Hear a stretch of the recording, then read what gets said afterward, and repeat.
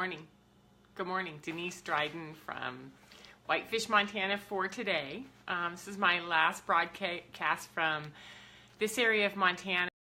Next week I'm moving up to the North Fork to go spend a week on a really nice little cabin on the river, sort of a personal retreat. I'm looking forward to it. And I'm also looking forward to talking about this topic today, which is, what do we do when we have these emotions that come up, right? And we have a bunch of people, our children, our partners, our colleagues, watching us how we handle them, right? And what I wanted to talk about today is this idea that we're always modeling. We're always showing the rest of the world what we know how to do and how we know how to do it, and that there's a lot of strength and courage and bravery that goes with being able to experience our emotions and then model them to others. And so what I wanted to start with today is that there's just an enormous amount of emotional sort of poking and prodding going on in our culture, in our world right now, whether it's natural disasters, floods, hurricanes, fires, earthquakes, or it's, this news, this incessant news of what's going on in Korea, what's going on, in politics, what's going on, and it's just, and it's also, there's a lot of changes in opinions going on about leadership. Leadership that's been indulged, that has had too much power, sort of that absolute power thing that we study in history all the time. So, and we're dismantling some of those forms of leadership, and leadership in relationships, leadership in companies, and leadership in the world. And so it's gonna bring up a lot of emotions, right? And what I wanted to do was go over to one more piece, which is, whether you follow solar flares or not, when the sun sort of bursts and puts a release of energy out, it affects the electrical systems on the planet. It makes sense that it's also going to affect the electrical systems inside of us, and we're going to be kind of bouncing around like we have for the last week. So this topic is pretty timely. Earlier this week I was watching Lee Harris. He does an energy forecast monthly. And he was saying that, 10 years ago he channeled that, we were going to need some really intense emotional strength 10 years from now, which is like right now, right? And he was thinking, we'll come from our hearts, we'll be open, we'll be able to deal with relationships in a different way. But what I don't think any of us understood was, what if that emotional mastery is about how we manage ourselves when something big comes from the outside?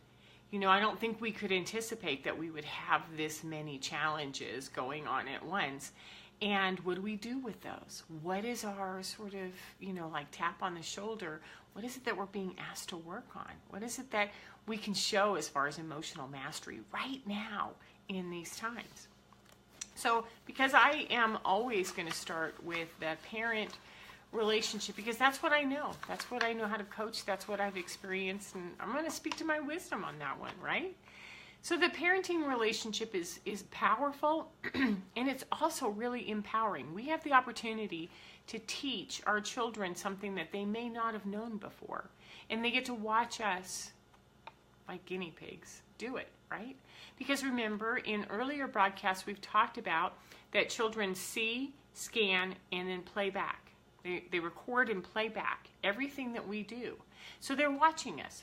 And really until their formative years, when they're in middle school or high school, where they have other teachers and other adults in their lives, we're the most formative things in their world. So what are we teaching them when it comes to how we manage emotions, right? What do we believe? How do we communicate? What are our expectations of the world? Are we trying to push and change the world into what we want it to be? Or are we moving and responding to it and reacting in a positive way?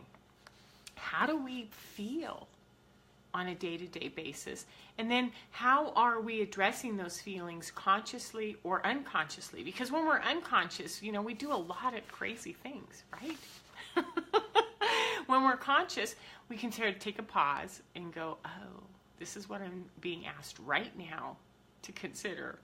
I don't like it. It sucks. but this is how I'm going to navigate through it, because I've got eyes watching me, and I've got a world watching me and saying, what if I can lead by example? What if I can keep my emotions clean and pure and calm? And so then I take the responsibility of my emotions and the opportunity, right? That opportunity to go, here's a learning opportunity, and how I navigate through some really tough emotional stuff is going to be how I'm received, or how I'm perceived, or how I lead, right? So there's this you, there's me, there's this all. Hi, Andre. I'm so glad you joined me. I haven't seen you on here in a while. How each of us do it together, separately, as a collective, how we allow our emotions to be part of us and how we lead with those emotions is going to be really important.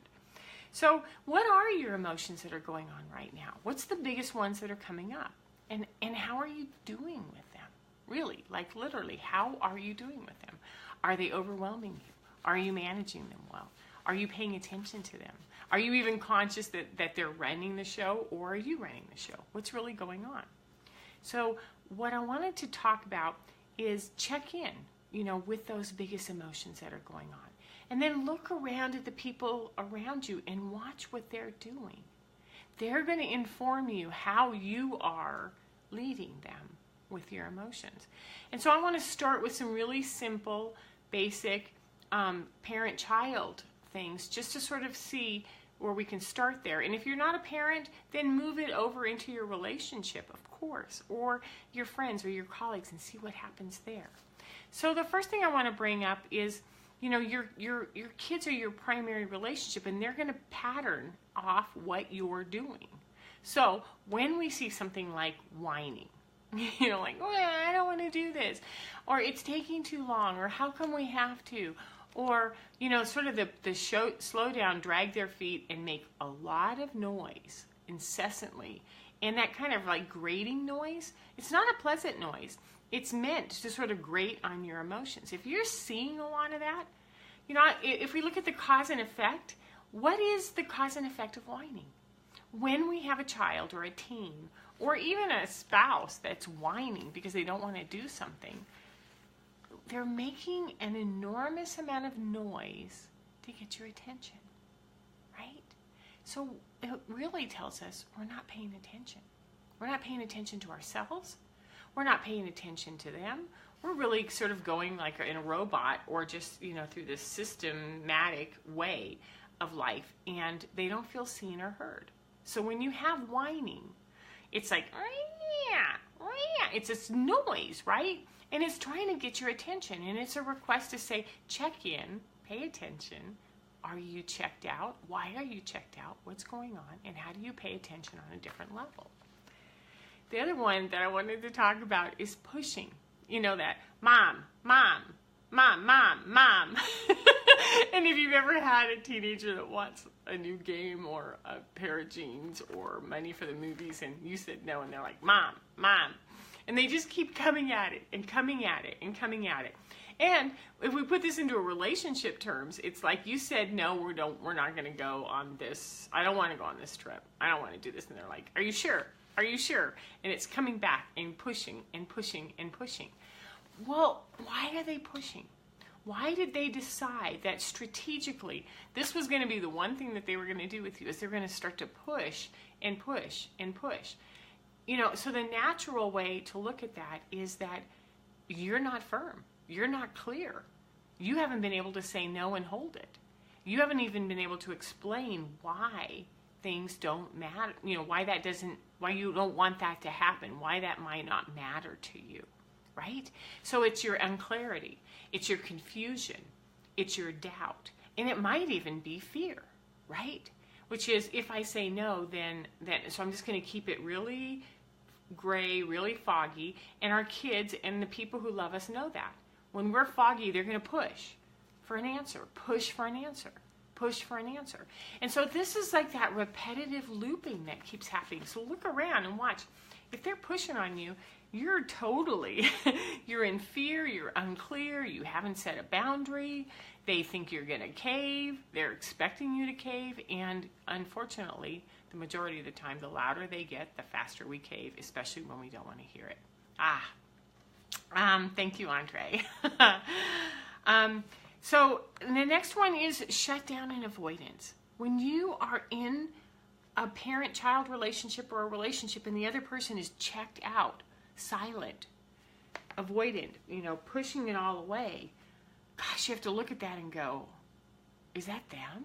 Are they just depressed? Or why are they so away from me right now? And then it's like, this is the one I hate the most. It's when it turns it around and you go like, they're in overwhelm.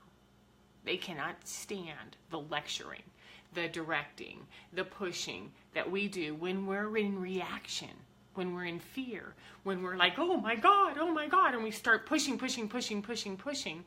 And what we have is a kid who goes silent and goes away, right? Or they hide. And it's because we're in reactivity.